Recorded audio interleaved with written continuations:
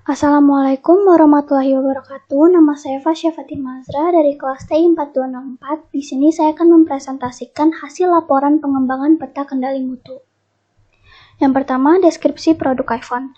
Apple Inc. merupakan perusahaan yang bergerak di bidang perangkat keras maupun lunak, dan salah satu perangkat keras yang diluncurkan oleh Apple adalah iPhone. Nah, iPhone ini menggunakan sistem operasi yang khas, yaitu menggunakan sistem operasi iOS. iPhone merupakan produk nomor 1 di kalangan global. Selanjutnya masuk ke Voice of Customer. Berikut merupakan rekapitulasi dan identifikasi VOC berdasarkan dimensi kualitas. Selanjutnya, identifikasi critical to quality dan critical to process, yaitu membuat CTQ tree dan CTP tree. Voice customer yang digunakan pertama yaitu produk simple dan elegan serta tampilan menarik. Yang kedua, pengembangan inovasi produk menjadi semakin canggih. Yang ketiga, performa dan ketahanan baterai pada produk iPhone ditingkatkan. Selanjutnya, fitur pada sistem operasi iOS membuat produk berbeda. Selanjutnya, menentukan CTQ CTP yang akan dikendalikan. Nah, CTQ terpilih yang pertama yang akan dikendalikan yaitu ukuran desain produk yang sesuai dengan kebutuhan pelanggan, di mana CTP dari CTQ yang akan dikendalikan tersebut ialah pemilihan ukuran produk yang lebih besar dan pemilihan produk kecil hingga yang standar sesuai kebutuhan penggunanya. Setelah itu ada CTQ terpilih kedua yang untuk dikendalikan yaitu baterai health. Produk dilihat dari pengaturan daya baterai health dan meningkatkan masa pakai dari baterai health. Nah, di sini untuk mengatur daya dan meningkatkan masa pakai dari baterai health yaitu menggunakan fitur-fitur yang ada pada baterai health. Dengan tidak adanya fitur tersebut, maka diberi status ditolak atau defektif. Selanjutnya masuk ke menentukan mekanisme pemeriksaan pengendalian. Nah, pada proses pembuatan produk iPhone, terdapat 3 proses yang mengalami quality control. Nah, proses quality control pertama terdapat pada proses desain. Pada proses desain berdasarkan CTQ menggunakan pengendalian pengukuran dimensi. Nah, di sini menentukan desain dan ukuran dari produk iPhone yang diproduksi. Selanjutnya, quality control yang kedua terdapat proses pemasangan baterai. Pemasangan baterai ini menentukan jumlah awal proporsi defektif baterai produk yang tidak sesuai pada ketetapan fitur-fitur baterai yang ada pada produk iPhone, karena pemasangan baterai akan berpengaruh nantinya pada produk untuk melakukan input fitur-fitur baterai. Lalu pada quality control ketiga dilakukan kembali jumlah penentuan defektif, yaitu pada proses pengisian daya, program, dan sistem operasi serta fitur-fitur baterai. Nah, di sini status defektif pada QC3 ini dari suatu produk iPhone dapat diketahui dari berfungsi atau tidaknya dan ada atau tidaknya fitur-fitur pada baterai health ini. Selanjutnya merupakan mekanisme pemeriksaan. Pilihan yang pertama yaitu pemeriksaan CTQ CTP dengan jenis data kontinu pengukuran langsung. Yang pertama, dimensi yang dikendalikannya panjang, satuan dalam milimeter, alat pengukurannya penggaris digital, ukuran sampel dalam tiap pemeriksaan itu tetap, jumlah titik sampel dalam setiap sampelnya 3, dan jadwal pengambilan sampelnya terjadwal. Pilihan ketiga, pemeriksaan CTQ CTP dengan jenis data menghitung jumlah defektif. Ukuran sampel per pemeriksaannya itu mekanismenya berubah, dan cara menentukan status defektif atau tidaknya yaitu melihat dari fitur manajemen kerja baterai dan fitur pengurangan waktu pemakaian produk untuk mengisi baterai produk untuk tidak sesuai ketetapan. Nah, berikut merupakan aliran aktivitas pengambilan data mekanisme yang ditentukan.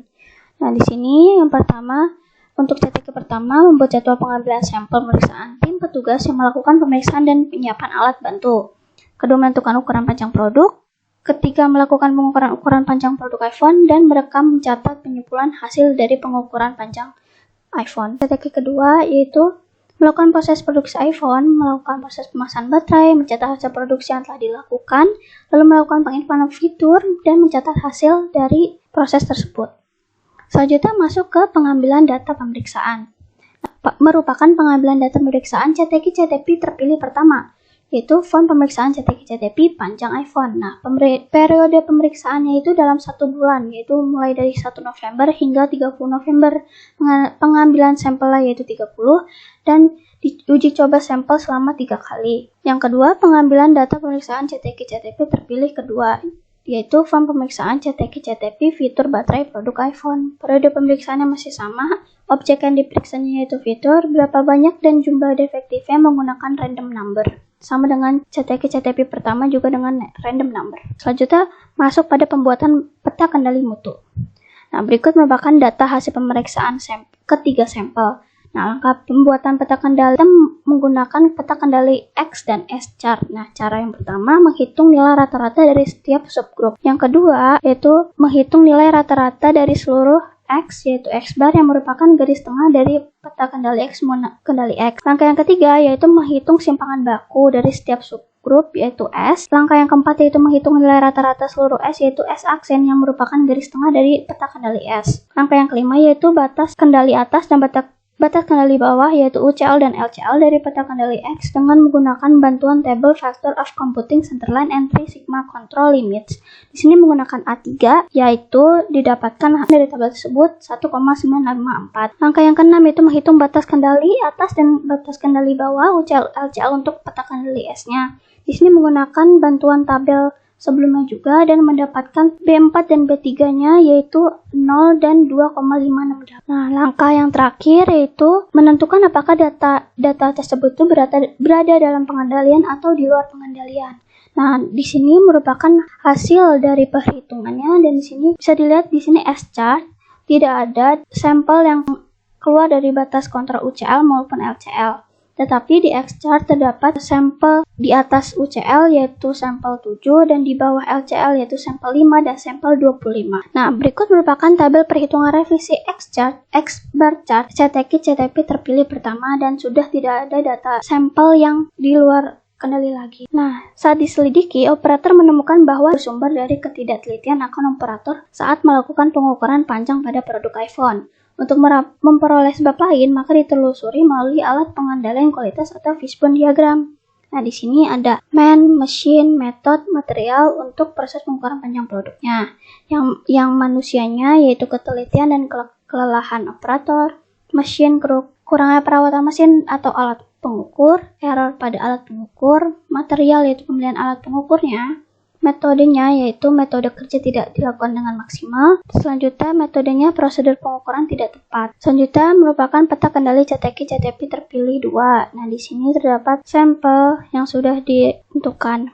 Untuk menentukan apakah plot data proporsi unit cacat serta mengamati apakah data berada dalam pengendalian atau di luar pengendalian. Sudah terlihat pada kontrol P chart di atas diketahui terdapat sampel yang melewati batas kontrol yaitu sampel 5 dan sampel 25 melewati batas kontrol UCL akan dilakukan revisi. Proses yang dilakukan diketahui penyebab defektif ada pada penginputan fitur dan tidak sesuai dengan ketetapan. Nah, sebab-sebabnya itu akan dianalisis menggunakan fishbone. Nah, di sini ada man, mesin, metode, dan material. Man-nya yaitu ketelitian dan kelelahan, mesin-nya yaitu kurangnya perawatan mesin, error pada penginputan, terus material yaitu pemilihan fitur dan baterai, metodenya prosedur penginputan fitur tidak sesuai. Nah, di sini merupakan tabel perhitungan revisi P-chart CTP terpilih pertama. Sudah tidak ada lagi data yang keluar dari batas kontrolnya. Sekian dari saya, mohon maaf jika banyak salah.